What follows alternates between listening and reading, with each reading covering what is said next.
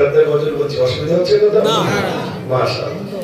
আমাদের মুয়াজ্জিন সাহেব বলছিলেন বুড়ো হয়ে গেছে, কি হলাটা ঠিক নেই, দাড়ি চুল পেকে গেছে, হ্যাঁ চুল হয়তো পেকে গেছে, কিন্তু আওয়াজটা দিয়ে আমি বুঝলেন একটা লাইট যদি ঠিক মতো ভোল্টেজ না জ্বলে, যদি এরকম মিনমিন করে তাহলে তারেরও সমস্যা, লাইটেরও সমস্যা। সাউন্ডম্যান ভালো দিচ্ছে বলে আমি মোটামুটি চালিয়ে দিচ্ছি, অসুবিধা নেই। সাউন্ডম্যান বুঝতে পেরেছে কি সর্বনাশ হচ্ছে, কিন্তু আলহামদুলিল্লাহ আমি গজল সমবেতন অনেক, আমি কিন্তু আর গজল শুরু করি, এতে ইঞ্জিন গরম করার মতো দু চারটা বলে দিচ্ছি। আমি যখন বলবো গজল হচ্ছে তখন হবে ইনশাআল্লাহ, দেখবেন সেই সময় হবে, এ তো সবে শুরু করেছি ইনশাআল্লাহ। তবে আর একবার আওয়াজ দেন না, তাহলে মরণ কাউকে ছাড়বে না। আপনারা দেখেছেন মৃত্যুর সময় কেউ জিভ বেরিয়ে যায় কারণ, কেউ হাতগুলো এরকম টাইট করে, কেউ তারপরে কারো চোখ মোটা মোটা হয়ে যায়, কেউ পেশাব করে ফেলে, কেউ পায়খানা করে ফেলে। আচ্ছা এগুলো কি আনন্দে করে নাকি ভাই? কতটা কষ্ট শোনেন, কত কষ্ট। একটা ছাগল বকরি তার জীবিত অবস্থায় চামড়া ছাড়ালে যেমন কষ্ট, তার থেকে অধিক কষ্ট মৃত্যু কষ্ট। কিন্তু যিনি নামাজি হবে তার আসারের সহিত মৃত্যু হয়ে যাবে। এটা জন্য বলুন সুবহানাল্লাহ। বুঝতে পারবে না মৃত্যু হলো, যিনি নামাজি হবে তাকবীরুল্লাহ সহিত নামাজ পড়বে, তার প্রথম পুরস্কার হলো মৃত্যুর সময় কোনো যন্ত্রণাই হবে না। আহা, সেইটাই আমরা ছেড়ে দিলাম। শোনেন ইমাম গাজ্জালী রাহমাতুল্লাহ আলাইহি মুকাশশাফাতুল কুলুব গ্রন্থের ভিতরে লিখেছেন, মানুষ যখন ইন্তেকাল হয়ে যায় তোমরা কি করে বুঝবে উনি মুমিন? মুমিনের নিশানা হলো ইন্তেকালের পরে নাকের মাথাটা হালকা ডান দিকে বেঁকে যাবে, আর এই কপাল থেকে চাওয়াল থেকে খাম খাম হবে, তখন বুঝতে হবে ইনি হলেন প্রকৃত মুমিন। এটা জোরে বলুন সুবহানাল্লাহ। আর আমাদের মরণের পরে মাথা ঘোরে, ইমাম সাহেব সেই মাথা তো ঘুরলো না, সারা জীবন মসজিদ মুখ হয়নি তো খাবার দিয়ে কি করে মুখটা ঘুরবে ভাই? ঠিক বলছি না ভুল বলছি?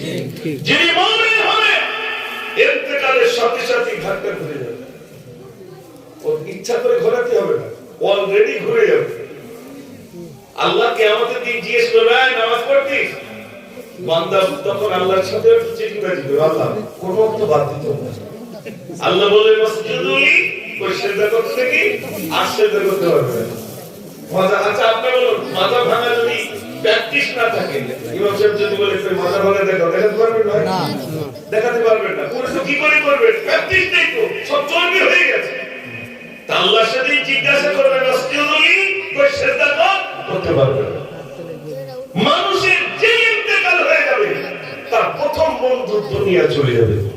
দুনিয়া ছেড়ে ভাই, দুনিয়াটা কেমন শোনে ইমাম গাজ্জালী রাহমাতুল্লাহ আলাইহি দুনিয়া সম্পর্কে লিখেছেন, কোন মানুষ যদি দুই হাত দিয়ে পানি দিয়ে এরকম ধরে, পানি থাকবে না পালাবে? পালাবে। আঙুলের ধাক্কা দিয়ে সব পালিয়ে যাবে, হাতে থাকবে না। এই যে দুনিয়া, এই দুনিয়া পাওয়ানো হয় ছটফট করছি। বলুন এখানে যারা আছে টোটাল সুজাপুরের যা জমি জায়গা আছে বা মালদাটা যদি পুরো একজনে দিয়ে দেওয়া হয়, মুর্শিদাবাদের কথা ভাববে বলে মনে হয় না? না। আল্লাহ রাসূলের হাদিস তো ভাই আপনারা তো সব জানেন যে চারটে সোনার পাহাড়, আল্লাহ রাসূল বলেছেন চারটে সোনার পাহাড়ের ভিতরে তিনটে সোনার পাহাড় যদি একজনে দিয়ে দেওয়া হয়, তারপরে বলবো আল্লাহ আর একটা সোনার পাহাড় আছে ওইটা দাও। ঠিকই না? মানে মানুষ তাই যদি না হতো টিকিট কাউন্টারে গিয়ে টিকিট কাটছে না ভাই, টিকিট করে ট্রেনে টিকিট, তাহলে কিসে বড় লোক টিকিট কাটছে না? আপনাদের এদিকে কাটে না নাকি? আল্লাহ রাত দিন কাটছে। আর বিবি জিজ্ঞেস করছে টাকা পয়সা কি করো? বলছে জানো না এক টক্করের জন্য ভাবি লাঙ্কানে নিয়ে আসতাম। এরা প্লেয়ার আছে না? নাই আছে। হালাল টাকা দিয়ে হারাম মাল কিনে কত তালাক, কত তালাক হালাল টাকা দিয়ে হারাম মাল কিনে আনছে। সোনার ভাইরা আজকে এই কথাগুলো বলার জন্য এসেছি, এ দুনিয়া দুনিয়া নয়, এ তুচ্ছ দুনিয়া, সামান্য মুমিনের জন্য এটা জেলখানা, এটা জেলখানা। দুনিয়া একদিন আমার থেকে চলে যাবে। দুনিয়া কি বলবে? দুনিয়া তুই কিসের জন্য চলে যাস? দুনিয়া বলবে বোকা, তুই আমার জন্য পাগল ছিলি, আমি তোর জন্য পাগল ছিলাম না। ও সোনার ভাই, আমি বললাম মানুষের যখন তার প্রথম বন্ধু দুনিয়া চলে যায়। ইমাম গাজ্জালি রাহমাতুল্লাহ লিখেছেন, ছোট্ট একটা ওয়াকিয়া শুনে আপনারা বুঝবেন। হযরত ঈসা আলাইহিস সালাতু ওয়াস সালাম দূর সফরে যাবে, বাড়ি থেকে 3টে রুটি বানিয়ে নিয়েছেন। ভাই আমার বাড়ি থেকে 3টে রুটি বানিয়ে নিলেন, সঙ্গীকে দিলেন, সঙ্গী চলো চলো বাবা দূর সফরে যাব। দূর সফরে গেলেন, রাত এসে গেল, সঙ্গীকে ডাকলে, আমার সঙ্গী 3টে রুটি দিয়েছিলাম, রুটিগুলো নিয়ে এসো। একটা রুটি খেলেন, সঙ্গীকে একটা রুটি দিয়ে আর একটা রুটি বললেন বাবা তুমি প্যাকেটে রেখে দাও। প্যাকেটে রেখে দিলেন। পরের দিন রাত এসে গেল, সঙ্গীকে আবার ডাকলেন, সঙ্গী গত রাতে 2টো রুটি দিয়েছিলাম, একটা রুটি তোমার প্যাকেটে রাখতে বলেছিলাম, 3টে রুটিটা আমাকে দাও, বড় ক্ষুধা পেয়েছে। সঙ্গী বললেন হুজুর রুটি আপনি দেননি, যা এনেছিলাম দুজনে তা বন্টন করে খেয়ে নিলাম। ঈসা নবী দেখলেন আমার সঙ্গে মিথ্যা কথা বলে। ঈসা নবী হযরত ঈসা আলাইহিস সালাতু ওয়াস সালাম সঙ্গীকে ডাক দিলেন, সঙ্গী সত্য কথা বলো, 3টে রুটি ঘর থেকে এনেছিলাম, 2টো রুটি আমি আর তুমি খেলাম, একটা রুটি কিন্তু তোমার কাছে রেখে দিয়েছিলাম। সঙ্গী বলছে না হুজুর, যা এনেছিলাম দুজনে তা বন্টন করে খেয়ে নিলাম। হযরত ঈসা আলাইহিস সালাতু ওয়াস সালাম বলে চলো বাবা। বেশ কিছু দূর গেলেন, হাঁটতে হাঁটতে হাঁটতে সামনে দেখলেন একটা নদী পড়লো। নদী পার হওয়া লাগবে, কোন নৌকা নাই, কোন জাহাজ নাই, কিছুই নাই। হযরত ঈসা আলাইহিস সালাতু ওয়াস সালাম বললেন বাবা এই নদীতে কোন নৌকা নাই, কোন জাহাজ নাই, কেউ নাই বাবা, চলো চলো আমি আর তুমি দুজনে হেঁটে হেঁটে পার হবো। তুমি আমার হাত দিয়ে ধরো। সঙ্গী হযরত ঈসা নবীর হাত দিয়ে ধরলেন। হযরত ঈসা আলাইহিস সালাতু ওয়াস সালাম নদীটা হেঁটে হেঁটে পার থেকে ওপারে চলে গেলেন। ওপারে গিয়ে ডাক দিয়েছে সঙ্গী, যে আল্লাহর কুদরতি ক্ষমতায় এই নদীটা আমি আর তুমি হেঁটে হেঁটে পার হলাম, সেই আল্লাহকে সাক্ষী রেখে বলো 3টে রুটিটা কোন ব্যক্তি খেয়েছে। এই জন্যই নদী হাঁটাচ্ছে, রুটি আমি খাইনি। আপনাদের দিকে চোর যদি ধরা পড়ে অত সহজে শিকার হয় ভাই? শিকার হয় না। এ বলছে রুটি আমি খাইনি। খাওনি? না আমি খাইনি। হযরত ঈসা আলাইহিস সালাম বলছে চল বাবা। বেশ কিছু দূরে গেলেন, সামনে গিয়ে দেখছেন একটা হরিণ এগিয়ে যায়। হযরত ঈসা আলাইহিস সালাম বললেন বাবা হরিণটাকে ধরো। হরিণ ধরলে বললেন জবাই করো, জবাই করলেন, গোশতগুলো ভোনা করে খেয়ে নিলেন। অবশিষ্ট হাড় কি আছে বাবা? সঙ্গীও চলে আছে। অবশিষ্ট হাড় মারলেন। ঈসা আলাইহিস সালাম ফু দিলেন, আবার পুনরায় হরিণ বেড়ে গেল। হরিণটা জঙ্গলে চলে যায়। হযরত ঈসা আলাইহিস সালাম বলছেন বাবা শোনো, হরিণ জবাই করলাম, গোশতগুলো ভোনা করে দুজনেই বন্টন করে খেয়ে নিলাম, অবশিষ্ট হাড়ে ফু দিলাম, পুনরায় হরিণ বেড়ে গেল। যে আল্লাহর কুদরতি ক্ষমতা এমনটি হলো, সেই আল্লাহকে সাক্ষী রেখে বলো 3টে রুটিটা কোন ব্যক্তি খেয়েছে। একবার নদী হাঁটাচ্ছে, একবার হরিণ তৈরি করছে, বলছে তো রুটি খাইনি। খাওনি বাবা? না হুজুর খাইনি। ঈসা আলাইহিস সালাম বলছেন চলো বাবা। মন দিয়ে শুনবেন, বয়জুল ভাই শুনছেন তো? আলহামদুলিল্লাহ, আপনাদের জন্য কত শোনা তো বলেছি। দাঁড়ান ভাই আমার, নবী ঈসা আলাইহিস সালাম বলেন বাবা চলো। বেশ কিছু দূর গেলে হযরত ঈসা আলাইহিস সালাম বললেন বাবা কিছু মাটি নিয়ে এসো। মাটি আনা হলো, মাটিটা 3 ভাগে ভাগ করলেন। ঈসা নবী ফু দিলেন, মাটি আর মাটিটা সোনা হয়ে গেল। যেটা সোনা তোলা হয়ে গেল, ঈসা নবী বলেন জান্নাতের কুদরতি ক্ষমতায় এই মাটিতে ফু দিলাম, মাটি আর মাটি নেই, সোনা হয়ে গেল। এক কাজ করো, তুমি একটা রুটি খেয়েছো, তুমি একটা সোনার দোলা দাও। আমি একটা রুটি খেয়েছি, আমি একটা সোনার দোলা নেব। আর 3য় রুটিটা যে খেয়েছে, 3য় সোনার দোলাটা কিন্তু তাকে দেব। এখন টেনশন করছে সর্বনাশ, এবার কি করি? 3টে সোনা বন্টন হবে। শুনবে বন্টন আমি করবো? বলছে বলো তুমি বন্টন করো। ভাই আমার সঙ্গে প্রথম রুটি আমি একটা সোনা তোলা নেব, দ্বিতীয় রুটিটা আপনি খেয়েছেন, দ্বিতীয় সোনা তোলাটা আপনি নেবেন। হুজুর আমার বড় ক্ষুধা পেয়েছিল বলে চুরি করে তৃতীয় রুটিটা আমি খেয়েছিলাম, অতএব তৃতীয় সোনা তোলাটা কিন্তু আমি পাবো। এতক্ষণ শিকার হয়ে গেল, এতক্ষণ শিকার হয়ে গেল, সোনা তো ওই সহ্য আর করতে পারিনি, তাই শিকার হয়ে গেলাম। ঈসা আলাইহিস সালাম বলেন তাহলে এক কাজ কর, তুই দুটো সোনার মালিক হয়ে গেলি, আমারটাও দিয়ে দিলাম। কটা হলো? তিনটা সোনা তোলা। তবে আমার সঙ্গে আর তোকে রাখবো না, তুই নিয়ে চলে যা। তিনটে সোনা পেয়ে আমাদের হুজুরের দরকার নেই, তিনটে সোনার মালিক হয়ে গেছি, তিনটে সোনা নিয়ে রাস্তা দিয়ে চলে যাচ্ছে। ওই রাস্তায় দুটো ডাকাত আসছে, ডাকাত বোঝেন তো? জি, যে আসি গভীর রাতে, এই তো টাকা দেখি, বলছে কিচ্ছু নেই, সত্য কথা বল, কিচ্ছু নেই। পকেট থেকে ছুরি বার করে একদম মেরে দেবো, সত্য কথা বল। বলছে আমার প্যাকেটে তিনটে সোনার তোলা, তোমরা দুজন আর আমি একজন, সমান ভাগে ভাগ করে নেবো, বেরো না ভাই, চলো। ভাই আমার তিনটে সোনার তোলা জায়গায় বন্টন করবে। একজন বলছে বন্ধুরে চুরি করতে পেরেছিলাম, দুদিন হয়ে গেল চুরি করতে পেরেছিলাম, খোদার তাড়নায় পেটে কেটে কাতর হয়ে গেলাম, খোদার তাড়নায় এমন সময় সোনা নিয়ে কি করবো, যদি মারা যায় খোদার তাড়নায় তাহলে সোনা নিয়ে কি লাভ। আমাদের মধ্যে থেকে একজন বাজারে যা কিছু খাদ্য কিনে আনো, হোটেল থেকে, ওই ধাবা থেকে, আর আমরা দুজন সোনা চৌকি দিই।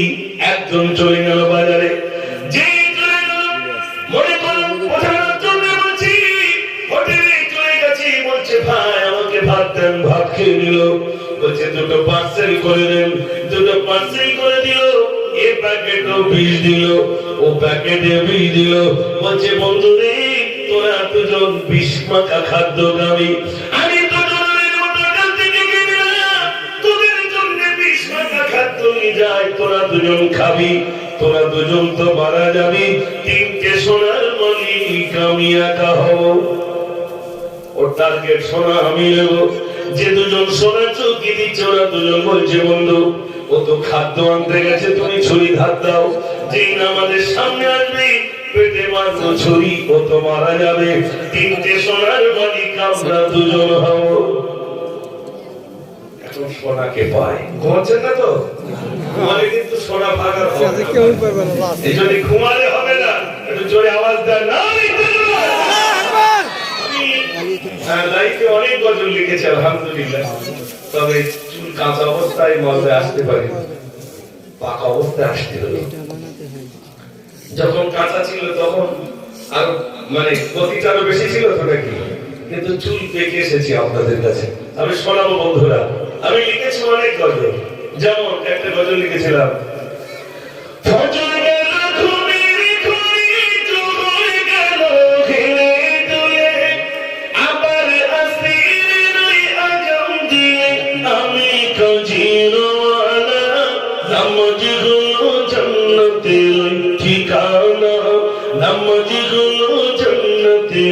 ঠিকানা মগরিবে ওই আজান শুনি, চাঁদে ওই বসি আমি, সবাই ওযু করে যাই যে দেখি আমার নামাজ হলো না, নামাজ হলো জান্নাতের ওই ঠিকানা। এরকম ভাবে সব নামাজ চলে যাচ্ছে না ভাই। মগরিবের পরে কিসের রক্ত বন্ধুরা বলে ঈশা, ঈশার আযান দিয়ে ভাবি পড়বো নামাজ ঘরে গিয়ে, বিবি বাচ্চাকে দুই কোলে তুলে, বিবির কাঁধে ফুরায় না, নামাজ হলো জান্নাতের ওই ঠিকানা। প্রতিদিন 5 ওয়াক্ত যাচ্ছে, তাই যিনি গজল লিখেছেন তিনি বলছেন এমন ভাবে দিন কাটিলে কবরেতে কি বলিবে, বলি ও মুতাওয়াল তুমি জানো নামাজ পড়া ছিল না, নামাজ হলো জান্নাতের ওই ঠিকানা, নামাজ হলো জান্নাতের ওই ঠিকানা। আমি গজল একটা শোনাবো আর শোনাও ভাগ করবো ইনশাআল্লাহ। কষ্ট হবে না তো? শোনা রেখে এসেছি, শোনা ভাগ হবে ইনশাআল্লাহ। তার আগে একটা গজল আপনাদের শোনাবো। গজল যারা শুনতে চান, যদি ভোল্টেজ যদি জোর তাহলে মনে করবো শুনবেন, আর ভোল্টেজ যদি আসতে হয় তাহলে মনে করবো শুনবেন না। একবার দেখি আবার নারে তাকবীর। এটা গাড়ি পাল্লা সমান হয়ে গেল। আমার দুদিকে হয়, হয় মিলাদ হবে নইলে মানে হয় জলসা হবে নইলে গজল হবে। টেনশন নেই আপনাদের, কোনো দিকে টেনশন নেই। তো কোনটা শুনতে চান এটা আমার গাড়ি পাল্লা সমান, বুঝতে পারলাম না। হয় জোর নইলে আসতে, দুটোর একটা। হ্যাঁ বাচ্চারা আরেকবার নারে তাকবীর। মাশাআল্লাহ। তাহলে একটা গজল বলবো? মাশাআল্লাহ। তাহলে একটা গজল বলি। আপনাদের এই পাড়াটার নাম কি? দাহাপাড়া। মাশাআল্লাহ। সব যুবক ভাইরা শোনেন, আর মায়েরা এসেছে, মায়েরা যারা এসেছেন। আমি যদি আমার মায়েদের দিকে বলি আরে এগিয়েছিস দিকে দিকে তো আমাদের বলি গেল, এই জন্য না মায়েদের বলবো না আপনাদের বলবো, নাকি ভাই? কোনো দিকে যাতে না যায় না, আমার পরের বছর আশা হবে না। এই জন্য ইনশাআল্লাহ শোনাবো। শোনেন, শোনা কিন্তু ভাগ হবে, মনে রাখেন। 20 মাকে খাদ্য নিয়ে আসছে, আর এরা দুজন কি করছে? মারবো আর বলছে 20 মাকে খাদ্য নিয়ে আসছে, তোরাও খাবি, তোরা বলবি। মনে কি সেটা তো দেখতে হবে নাকি? এবার আসেন আপনাদের দাহাপাড়া, লেখা আছে দাহাপাড়া যুব কমিটি। মাশাআল্লাহ। আচ্ছা কমিটি কারা আছে একটু হাত তুলে দেখি। ওরে বাবা, বিরাট বয়স তো, একদম যুবক। মাশাআল্লাহ। আরে যুবকরাই তো আলহামদুলিল্লাহ। সমাজ যদি যুবকরা বদলে যায়, গোটা সমাজ বদলে যাবে। আর সমাজে যদি যুবক বিগড়ে যায়, গোটা সমাজ বিগড়ে যাবে। আলহামদুলিল্লাহ। অন্যান্য জায়গায় কমিটিরা বসতে চায় না, সব গ্যারান্টি ঘোরে। আর আমি কমিটি আমি মিলাদ শুনবো কেন? আমি জলসা শুনবো কেন? আমরা জলসা নিয়েছি, আমি শুনবো কেন? এখানে কিন্তু সম্পূর্ণ ভিন্ন। সব কমিটির যুবক ভাইরা বসে গেছেন আলহামদুলিল্লাহ। আমার তার নাই আপনাদের দাহাপাড়ার ওখানে এই যে কুসুম গাছের মতো আছে না, ছোট বাচ্চা মনে করুন একটা কাঁদছে। তা আপনার কি জিজ্ঞেস করে হচ্ছে কাঁদছো কেন? বাচ্চা বলছে আমার মা আমাকে ফেলে চলে যাচ্ছে। কই তোমার মা? ওই রাস্তা দিয়ে যাচ্ছে। আপনার ছুটে গিয়ে মহিলাকে ধরলেন, আরে মহিলা, তোমার ছেলে ওই দাহাপাড়ার মসজিদের গেটের ওখানে কাঁদছে, তুমি কোথায় যাও? বলছে কার ছেলে কাঁদছে? তোমার ছেলে। আমার বিয়ে হয়নি তো ছেলে কি করে? ও ছেলে আমার না। আপনারা বিচার করতে পারবেন ভাই? ছেলে বলছে ওটা আমার মা, আর মহিলা কি বলছে? বিয়ে হচ্ছে আমার। আপনারা বিচার করতে পারবেন। আজ এই বিচারটা করবো ইনশাআল্লাহ। এই গজলটাই শোনাবো। এই কথাই ঘটেছিল মদিনার বাজারে। এবার মন দিয়ে শোনেন, এবার গজল হচ্ছে। একটি ঘটনা বলি শোনো না, হযরত আলীর ঘটনা। একটি ছেলে কাঁদছে বসে, মদিনাবাসী তার চেনে না। মদিনার মানুষ চেনে না বাচ্চাটি কাঁদছে।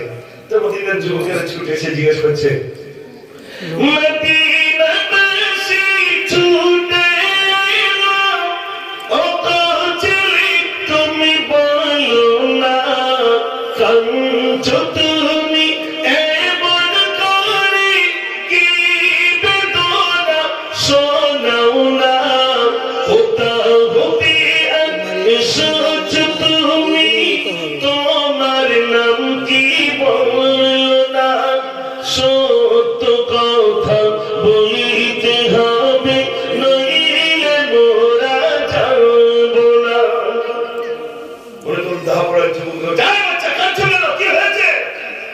ছেলেটা তখন উত্তর দিচ্ছে, যুবকদেরকে বলছে, ভাই কাঁদছি কেন জানো?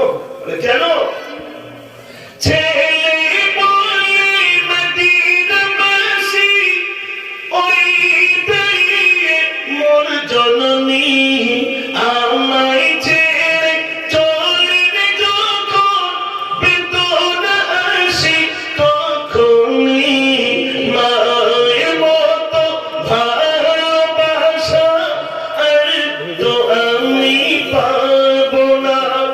মা কি ছেড়ে কোথায়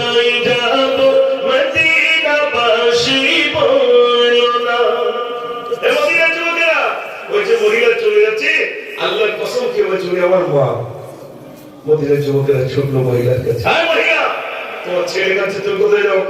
মন দিয়ে শোনেন ভাই, কবি বলছেন মদিনা বলে মদিনাবাসী ছেলে বলতে কিছুই নাই, বিয়ে হইলে ছেলে হতে বিয়ে তো আমার হয় নাই, মোরি কাছে সম্পদ আছে লোভে লালসে ছেলে খায়, খোদার কসম মদিনাবাসী ও ছেলে তো মোর নয়। মদিনার যুবকেরা বলছে চল থানায় নিয়ে যায়, পেটাই দিলি দেখবে শিকার হয়ে যাবে। এখন থানায় নিয়ে যাচ্ছেন বোঝানোর জন্য বলছি থানা, কিন্তু সেখানে যে বিচারক বসে রয়েছেন তার নাম হলো হযরতে আলী রাদিয়াল্লাহু তাআলা। জোরে বলুন না সুবহানাল্লাহ। হযরত আলীর কাছে নিয়ে গেছেন যুবকেরা, হুজুর বলছে বলো। যুবকেরা কি জিজ্ঞেস করছেন, সালাম দিয়ে হযরতে আলী শুনুন এদের ঘটনা, হার মানিয়া এসেছি তারে মহিলা ছেলে জানতো না, মহিলা কই ছেলে মা জননী, মহিলা কই মোর ছেলে না, বিচার করে হযরতে আলী এই ছিল তার ঘটনা। হুজুর এই ছেলেটা বলছে মা আর মহিলা বলছে ও ছেলে আমার না, আমরা কেউ বিচার করতে পারছি না, হুজুর আপনি একটু বিচারটা করে দেন। হযরত আলী রাদিয়াল্লাহু তাআলা মিডিলে বসলেন, একদিকে ছেলে একদিকে মহিলা, এবার বিচার হবে। আপনাকে বিচার শুনবেন না একবার ছেড়ে দেবো বলুন? জোরে বলেন, ওই বন্ধুরা বিচার শুনবেন? একবার আওয়াজ দেন না। আচ্ছা বিচারের আগে বাদী প্রতিবাদী কথা শোনে না শোনে না? শোনে। হযরত আলী এদিকে ছেলেকে বসালেন, এদিকে মহিলাকে বসালেন। হযরত আলী রাদিয়াল্লাহু তাআলা প্রথমে ছেলেকে বলে, যা ছেলে বলো তোমার অভিযোগ। প্রথমে ছেলের অভিযোগটা শুনছে। হযরত আলী বলেন এবার এই ছেলে তুমি সত্য বলো, ওই মহিলা কি হয় তোমার সব ঘটনা খুলে বলো। ছেলে বলে খোদার কসম উনি তো হলেন মা জননী, কেমনে ছেড়ে থাকবো আমি, কে কোলে মোর নেবে শুনি। আসাদুল্লাহিল ওয়ালি হযরত আলী, আমি আল্লাহর কসম খেয়ে বলছি উনি আমার মা। তোমার মা? জি হুজুর আমার মা। হযরত আলী বললেন, হ্যাঁ মহিলা বলে এবার তোমার অভিযোগ। অভিযোগ শুনছেন। হযরত আলী বলেন এবার এই মহিলা সত্য বলো, ওই ছেলেটি কি হয় তোমার সব ঘটনা খুলে বলো। মহিলা বলে খোদার কসম ও ছেলে তো আমার না, বাচ্চা হবে কেমনে বুঝি, বিয়ে তো আমার হলো না। বিচারক এখন টেনশন, শুনুন আমি কি করে বিচার করি? তো বিচার তো করতে হবে নাকি ভাই? আমাদের দিকে বিচারকের পিছন দিক দিয়ে কিছু টাকা দিলে বিচার ঘটে যায়, কিন্তু হয়তো তালিকে বিচার করাবে না। আচ্ছা তুমি সত্য বলছো? আল্লাহর কসম কে বলছো আমার মা। হ্যাঁ মহিলা তুমি সত্য বলছো? আল্লাহর কসম কে বলছো ছেলে আমার না। এবার বিচারটা শোনে কি বিচার হচ্ছে। হযরত আলী রাদিয়াল্লাহু তাআলা ছেলেকে ডাকলেন, বাবা শোনো। ছেলেকে ডাকলেন, হযরত আলী দেখি কি বলছে শোনেন।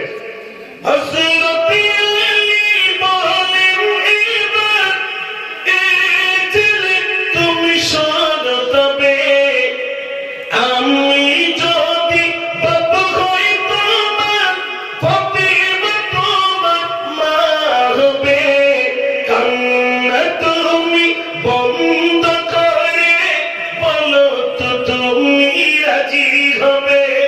হাসান হোসেন ভাইজান হয়ে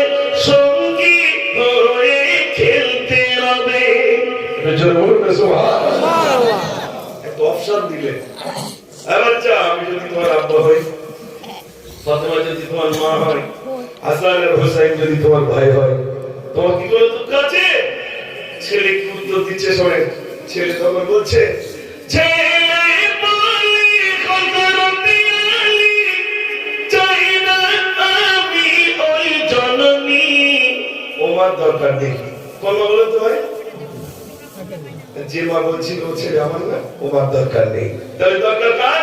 পিতা হবে হযরতে আলী, ফাতেমা হবে মা জননী, হাসান হোসেন ভাইজান হবে, নানাজি হবেন এইখানে, বাদশাহ দিগে বাদশাহ নবী, কানায় কলিজা মা জননী। জোরে বলুন সুবহানাল্লাহ। হুজুর আমার কিছু দরকার নেই। হযরত আলী হলেন আমার আব্বা, ফাতেমাতুজ জাহরা রাদিয়াল্লাহু তাআলা হলেন আমার মা, হাসান আর হুসাইন হলেন আমার ভাই, বিশ্ব নবী হবেন আমার নানা। আমার কোনো দুঃখ নাই, আজ থেকে আমি আপনার ছেলে। মহিলা বলে, হযরত আলী বলেন মহিলা চলে যাও, বিচার হয়ে গেছে, ছেলেটাকে আমার ছেলে করে দিলাম। মহিলা বলেন রাসূলুল্লাহ দুজন এসেছি, একটাকে ছেলে করে নিলেন আর আমাকে তাড়িয়ে দিচ্ছেন, আমাকে তো আপনার বাড়ির মেহমান করে নেন। কারণ সব জায়গায় হযরত আলীর বাড়ির মেহমান হতে। হযরত আলী বলেন না, তুমি চলে যাও। মহিলা বলে হযরত আলী রাদিয়াল্লাহু তাআলা বলেন, মহিলা তুমি আমার বাড়ির মেহমান হতে যাও, সদস্য হতে যাও, তবে শোনো, এই মাত্র যে ছেলেটাকে ছেলে করে নিলাম, ওই ছেলেটির সঙ্গে তোমাকে বিয়ে দেব, বিধি পুত্রবধূ অর্থাৎ বৌমা করে আমার বাড়িতে আনবো। বলো বলো তুমি কি রাজি আছো? ঘুমাচ্ছেন নাকি ভাই? ঘুমালে কিন্তু সর্বনাশ। ওদিকে সোনা রেখে এসছি, আবার এদিকে সর্বনাশ, তাই তো নাকি? বিচার হচ্ছে। মহিলা বলেন হযরত আলী বলেন, ওই ছেলের সঙ্গে তোমার কি দেবো? বিয়ে দেবো, তুমি রাজি আছো? মহিলা বলেন ওই ছেলেটির সঙ্গে যদি আমার বিয়ে হয়ে যায়, তবে হযরত আলী হবেন আমার শ্বশুর, ফাতেমাতুজ জাহরা হবেন আমার শাশুড়ি। দুঃখ আমার থাকে না, তবে বলুন বলুন, সন্তানের সঙ্গে কি কোনোদিন মায়ের বিয়ে হয়? এত কেন বলেছিল ছেলে আমার না? কেন বলেছিল ছেলে আমার না? এটা আমার পরের বছরে শুনতে হবে, ওই পর্যন্ত বললাম। কেন বলেছিল ছেলে আমার না? এটা আজকে আর হবে না, কারণ আমি রেখে এসেছি, সোনা ভাগা করে হয়নি, তাই তো নাকি? এই জন্য ওটা ওই পর্যন্ত। একটা গজল বলতে কত সময় লাগলো বলে মনে হয়? আরে মাদ্রাসার ছেলে চালাক না স্কুলের ছেলে চালাক বেশি? এক চাচা পুকুরের ধারে বসে চিন্তা করছে, কাকা চালাক বেশি, স্কুলের ছাত্র না মাদ্রাসার ছাত্র? একদিন ট্রাই করছে, কি জানেন, ট্রাই করছে পুকুর পাড়ে বসে। একটা স্কুলের ছাত্র আসছে, ডাকলে, বাবা শোনো, কোন স্কুলে পড়ো? অমুক স্কুলে পড়ি। আচ্ছা বাবা, আমি খুব টেনশনে আছি। কেন চাচাজি? বলছে আর বলো না, এই পুকুরের পানি কবালতি হবে, এই টেনশনে আমি মরে যাচ্ছি। যুবক বলছে, চাচা গোনা যায়? আচ্ছা পুকুরের পানি গোনা যায় না? পারবে না বলতে? না, তার মাদ্রাসার ছেলেদের দেখি। মাদ্রাসার ছেলে যাচ্ছে, ডাকলো, ও বাবু এদিকে এসো। ঠিক আছে, সামনে। আসসালামু আলাইকুম। ওয়ালাইকুম আসসালাম। কি হয়েছে চাচাজি ডাকলেন?